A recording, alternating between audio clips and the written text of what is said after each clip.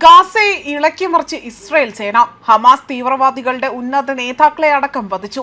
ഗാസയിൽ ഇസ്രായേൽ നടത്തിയ വ്യോമാക്രമണത്തിൽ ഹമാസ് വക്താവ് കൊല്ലപ്പെട്ടതായ റിപ്പോർട്ടുകൾ പുറത്തുവരുന്നു.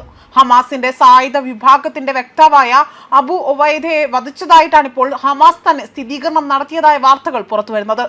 ഇസ്രായേൽ പ്രതിരോധ മന്ത്രി ഇസ്രായേൽ കാറ്റ്സ് ആണ് എക്സ് പ്ലാറ്റ്ഫോമിലൂടെ തന്നെ കാര്യങ്ങൾ പങ്കുവച്ചിരിക്കുന്നത്. ഒപ്പം തന്നെ ഇസ്രായേൽ പ്രതിരോധ സേനയും ഇസ്രായേൽ സുരക്ഷാ ഏജൻസിയായ ഷീൻ ബെറ്റിനെയും അദ്ദേഹം അഭിനന്ദിക്കുകയും ചെയ്തതായിട്ട് എക്സ് പ്ലാറ്റ്ഫോമിൽ എഴുതുകയും ചെയ്തിട്ടുണ്ട്.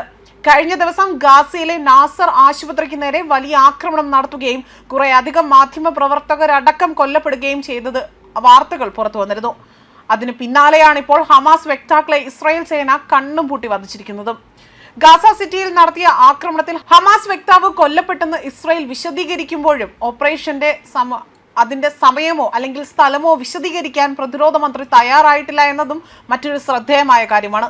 എന്നാൽ ഒരു പ്രധാന തീവ്രവാദിയെ തങ്ങളുടെ വ്യോമസേന ആക്രമിച്ചതായി IDF വ്യക്തമാക്കിയിരിക്കുകയും പിന്നാലെ തന്നെ ഉബൈദയെ ലക്ഷ്യമാക്കിയായിരുന്നു ആക്രമണമെന്ന് ഇസ്രായേൽ മാധ്യമങ്ങളിൽ റിപ്പോർട്ടുകൾ വന്നതായും ഇപ്പോൾ സൂചനകൾ പുറത്തു വരികയാണ്. ഇതിന് പിന്നാലെയാണ് ആക്രമണം സംബന്ധിച്ചുകൊണ്ട് ഇസ്രായേൽ സ്ഥിരീകരണം നടത്തിയിരിക്കുന്നത്.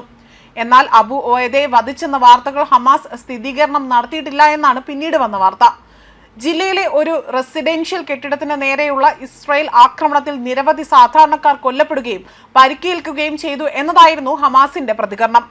യമനിലെ ഇസ്രായേൽ വ്യോമാക്രമണത്തിൽ ഹൂതി വിമതർ നയിക്കുന്ന സർക്കാരിലെ പ്രധാനമന്ത്രിയായ അഹമ്മദ് അൽ റഹാവി ഉൾപ്പെടെയുള്ള ഉന്നതർ കൊല്ലപ്പെട്ടതായി കഴിഞ്ഞ ദിവസങ്ങളിൽ റിപ്പോർട്ട് പുറത്തു വന്നിരുന്നു. എന്നാൽ ഹൂതി വിമതരുടെ ഭാഗത്തു നിന്നും ഇസ്രായേൽ പ്രതിരോധ സേനയുടെ ഭാഗത്തു നിന്നും ഔദ്യോഗിക സ്ഥിരീകരണങ്ങൾ ഒന്നും തന്നെ ഉണ്ടായിട്ടില്ല. അതേസമയം ഹമാസിന്റെ സൈനിക വിഭാഗമായ അൽ ഖാസാം നടത്തിയ ആക്രമണത്തിൽ 4 ഇസ്രായേലി സൈനികരെ കാണാതായ റിപ്പോർട്ടുകളും പുറത്തു വരുന്നുണ്ട്.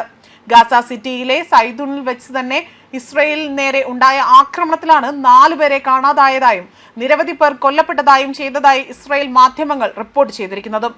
ആക്രമണത്തിൽ പരിക്കേറ്റവർക്കുള്ള രക്ഷാദൗത്യത്തിനായി തന്നെ ഇസ്രായേൽ സേന 6 ഹെലികോപ്റ്ററുകൾ വിന്യസിപ്പിച്ചിട്ടുണ്ട്. ആക്രമണം നടന്ന സ്ഥലത്തു നിന്നും പരിക്കേറ്റവരെ മാറ്റുന്നതിനും കൊല്ലപ്പെട്ടവരുടെ മൃതദേഹങ്ങൾ കൊണ്ടുപോകുന്നതിനുമാണ് ഹെലികോപ്റ്റർ വിന്യസിപ്പിച്ചിരിക്കുന്നത്. സൈനികർ പിടിക്കപ്പെടുന്നതിന് അത് തടയുന്നതിനുമായി തന്നെ ഉപയോഗിക്കുന്ന ഹാനിബൽ പ്രോട്ടോകോൾ ഇസ്രായേൽ നടപ്പിലാക്കിയതായും റിപ്പോർട്ടുകൾ പുറത്തുവരുന്നുണ്ട്. ന്യൂസ് ഡെസ്ക് കർമ്മ ന്യൂസ്.